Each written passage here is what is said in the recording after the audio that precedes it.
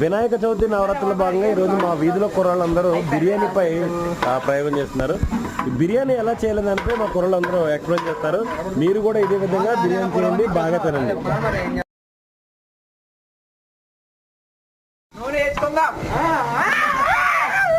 Next తర్వాత బిర్యానీ సామాన్లు వేసుకుందాం.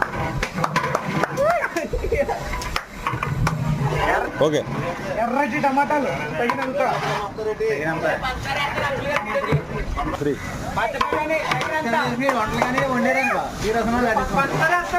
ఇవన్నీ వేసుకొని కలుపుకోవాలి.